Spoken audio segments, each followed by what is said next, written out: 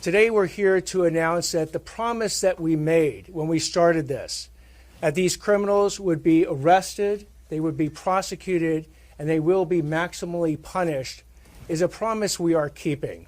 As we announced today, the charges being filed on 10 different individuals, 9 of them for looting in both the Palisades and the Eden fires, and 1 for arson. And arson, by the way, not connected with the origination of the major fires, but an arson that occurred in Azusa. The first set of charges, 3 individuals, Martrell Peoples, Damari Bell, and Travin Coleman. What 2 of these individuals did is on the night of both January 8th and the early morning hours of January 9th, they went ahead and committed first-degree residential burglary and looting during an emergency and evacuation situation in a house in Mandeville Canyon. They have been charged with first-degree residential burglary. They've been charged with looting. They've been charged with grand theft.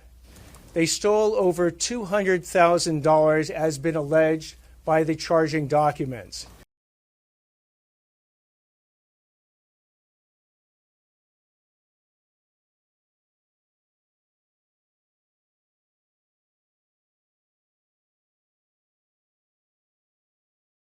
Mr. Peoples is is committed 2 prior violent or serious felonies. This is his 3rd.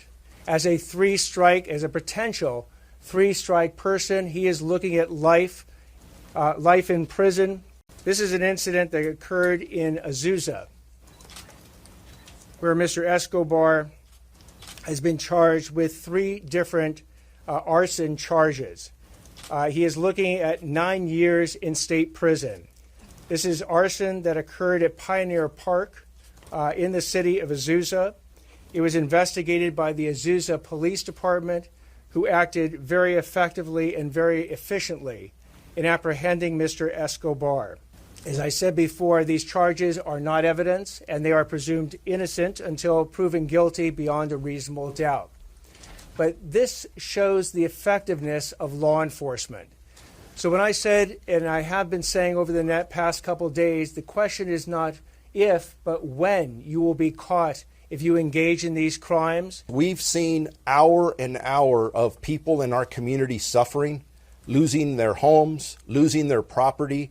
And just like everybody else, people are saying, hey, this is the reason I don't want to evacuate. I don't want to be victimized again. This is a strong message from all of us that we are here. And when we catch people, we mean business. So whether we are talking about burglary, looting, we're talking about scams, we're talking about the misuse of drones, whatever it is, we're going to get you.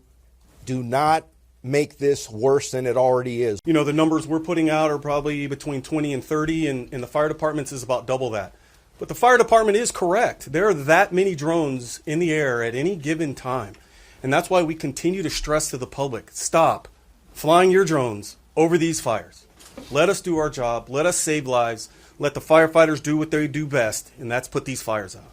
I have a lot of admiration for Nathan Hochman, our district attorney. I helped support his candidacy. He's exactly the person that we need right now. And, you know, listen, I don't want people to get the wrong idea. You know, most Angelenos are stepping forward and doing the right thing. Most landlords are stepping forward and doing the right thing. I'm getting dozens of calls from people trying to figure out how they can offer support, but we are absolutely running into difficulties. You know, we offered to represent those affected by the fires for free, and since then we've had dozens and dozens of people reach out who lost their home, who are in hotels, who are staying with friends or family, but who need to find housing. And right now they want to find housing near the communities where they grew up, you know, near the Palisades, for example. So they're looking in Brentwood and Santa Monica.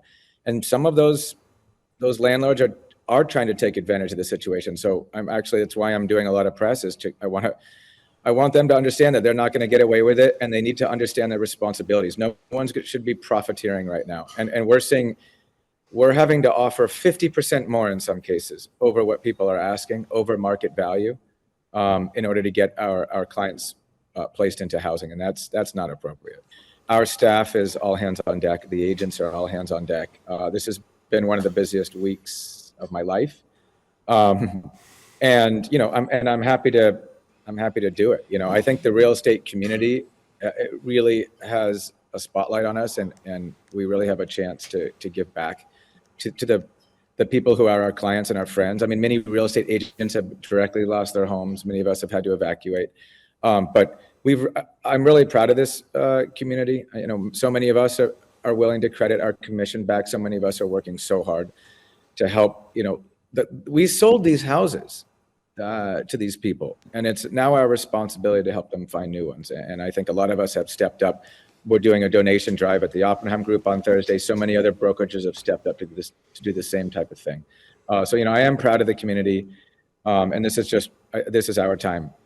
You've got many people who weren't insured, unfortunately. The California was not allowing insurance companies to raise rates, so many of them simply left. And the California Fair Plan, which is the automatic insurance that you can get through California, it stops coverage at $3 million. So most of these homes that burnt down weren't able to avail themselves of that insurance. But so putting aside the people that weren't covered, the people that were insured, some of the younger people, that can tackle the 3-year process to rebuild, yeah, they're going to do it because they love their community and they want to stay in their community. Many of the older people, maybe in their 60s or 70s or 80s, they don't want to take on that overwhelming project of a 3-year construction build. And you know what? They shouldn't. They're nurses or dentists, or they're not contractors. And I've tried to build a home. I don't even encourage people to do that. And so I think what's going to happen is a lot of developers are going to come in, hopefully pay fair and adequate pricing for the land, and then develop these areas better than they ever were, but it's going to be a difficult 5 to 7 year process. Yeah. We have such an abundance of bureaucratic codes when you're building, but so many of them are dumb, or focused on, some ridiculous wildlife or recirculation of water, which fine. These are not to be ignored, but why were we not requiring fire suppressant technology for homes that were built in fire zones rather than having them, recirculate their lawn water? I really think that we had air conditioning units that were sucking in embers that caused so many of these fires that should have had, been able to reverse the system to blow air out, or roofs that had holes, which all of our roofs do, for intake and extake, and drainage and of air and our pipes, and we didn't have screens on them. I don't want to add more bureaucracy to building because we have too much. We already have developers not wanting to build in Los Angeles. So I would like to cut out 30% of the stupidity that we require that's so expensive and focus on what matters, like, yes, fire suppressant technology. And honestly, I think we're going to have good drone technology soon, where people can have maybe a drone and a hose connected to it that's in the, they can be dropped into the pool. We'll have that in 5 to 10 years. I want to be smart about it. We can't be bureaucratic about it. It's not, in my opinion, the time to be, pointing fingers and being divisive. But at the same time, I think that we do need to reflect and learn. And I think that we did make mistakes. This state spent tens of billions of dollars, and this city, on, bullet trains to the middle of nowhere. They're over budget by $50-60 billion that are only maybe 10 or 15% built, that are 15 years away. By the time these trains are built, we'll have autonomous vehicles. We won't even be using these trains.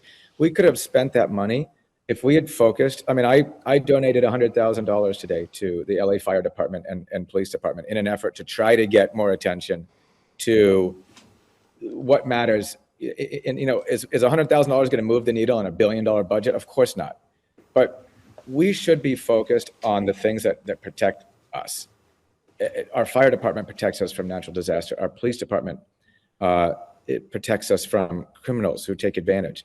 Why are we not funding? There was a movement to defund these departments? Why are we spending billions of dollars on trains that we'll never use and not even funding the most critical departments in our infrastructure and in our city? I don't understand it. So yeah, without being political, I think we need to hopefully learn. I credit Governor Newsom. He did offer a executive order helping to expedite some of the reconstruction, and there are efforts, I think, to help these people. But God, so much more can be done, and so much more could have been done, unfortunately.